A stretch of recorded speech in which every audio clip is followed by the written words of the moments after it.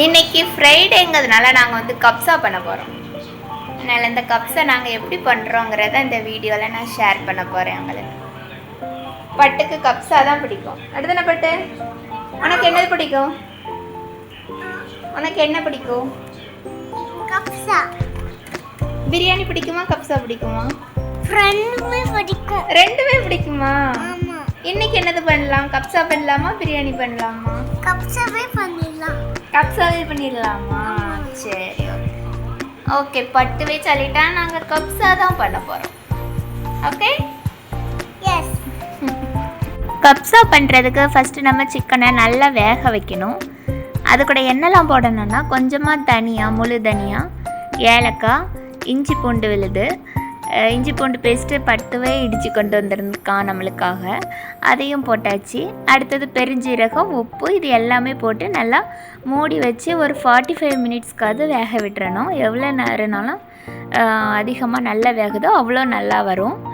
அந்த சிக்கனோட ஸ்டாக் நல்லா தண்ணியில் இறங்கணும், அது வரைக்கும் அது நல்லா வேகணும். இதுதான் மெயின் ப்ராசஸ்ஸே. அது வேகிற டைமில் இங்கே ஷிர்வின் என்ன பண்ணிகிட்டு இருக்கான்னா மோர் கலக்கி குடிச்சிட்ருக்கான். அவனே மோர் ரெடி பண்ணி அவனே குடிக்க போகிறானா. பார்த்தீங்களா தண்ணி எவ்வளோ தூரம் குறைஞ்சிருக்கு, எவ்வளோ நேரம் அது வெந்திருக்குது நல்லா. இப்போ இந்த பீஸ் எல்லாம் எடுத்து நம்ம தனியாக பிளேட்டில் எடுத்து வச்சிடலாம். எடுத்து வச்சுட்டு இந்த தண்ணியை வந்து நம்ம ஃபில்ட்ரு பண்ணி எடுத்துக்கணும். இதை தான் நம்ம ரைஸ் கூட ஊற்றி வந்து நம்ம வேக வைக்க போகிறோம்.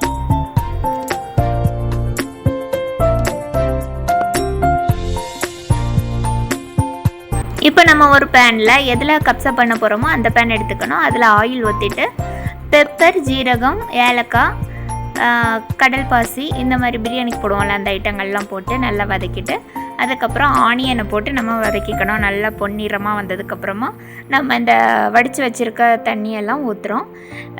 நம்ம 3 டம்ளர் அரிசி எடுத்திருக்கோம், அதுக்கு 6 டம்ளர் தண்ணி ஊற்றணும். எனக்கு 5 டம்ளர் தான் இதில் இருந்து வடித்து எடுத்தது வந்துச்சு. மீதி 1 டம்ளர் தண்ணி ஊற்றிக்கிறேன், சாதாரண தண்ணியை. அதுக்கப்புறம் அது நல்லா கொதித்ததுக்கப்புறம் அரிசியை போட்டு நல்லா வேக வைக்க போகிறோம் மூடி போட்டு. மூடி போடுறதுக்கு முன்னாடி லைட்டாக உப்பு டேஸ்ட் பார்த்துட்டு மூடி போட்டு வச்சுக்கணும். தண்ணியெல்லாம் வற்றின உடனே அது ஒரு ஓரமாக வச்சுட்டு இன்னொரு பேன் வச்சு அதில் கேரட்டை நல்லா வதக்கி விட்டுட்டு ஊற வச்சு தோல் உரித்த பாதாமை நான் லைட்டாக வறுத்துக்கிறேன். அதுக்கப்புறமா கிஸ்மிஸ் போட்டுக்கிறேன். முந்திரி கூட சேர்த்துக்கலாம், எல்லாமே ஆப்ஷனல் தான், நம்ம இஷ்டம் தான். இதுக்கு வந்து நான் ஆலிவ் ஆயில் யூஸ் பண்ணியிருக்கேன். கீயும் கூட நம்ம லாஸ்ட்டாட்டு ஒரு ஸ்பூன் மேலே ஸ்ப்ரிங்கிள் பண்ணி விட்டுக்கலாம். அதை வந்து நான் மறந்துட்டேன். அதுக்கப்புறமா கொத்தமல்லி இலை இதெல்லாம் போட்டு நம்ம தம் போட்டு வச்சுருந்தோம் அது வேகிறதுக்கு. அது ரெடி ஆகிறதுக்குள்ளே நம்ம இந்த சைடு வந்து சிக்கனை சுடுறதுக்காக ஏற்பாடு பண்ண போகிறோம். நம்ம அவிச்சு வச்ச சிக்கனை மசாலா கோட் பண்ணி லைட்டாக ஃப்ரை பண்ணிவிட்டு சுட்டு எடுக்க போகிறோம். அதுக்கு என்னதுலானா சிக்கன் 65 மசாலா, லெமன், கர்ட் இதெல்லாம் போட்டு நல்லா மிக்ஸ் பண்ணிவிட்டு ப்ரஷ் பண்ணி விட்டுட்டு அப்படியே பேனில் போட்டு 2 பக்கமும் திருப்பி எடுத்தால் போதும். இப்போ இந்த சிக்கனை ஒவ்வொரு பீஸாக நம்ம சுட்டு எடுத்துக்கலாம். அந்த மாதிரி எல்லா பக்கமும் தீயில படுற மாதிரி லைட்டாக காமிச்சு அந்த மாதிரி சுட்டு எடுத்துக்கலாம். அவ்வளோதான், நம்மளோட கப்ஸா ரெடி ஆகிவிட்டது. இப்போ நம்ம கப்ஸாக்கு சால்சா ரெடி பண்ண போகிறோம். இதை வச்சு சாப்பிட்டா சூப்பராக இருக்கும்.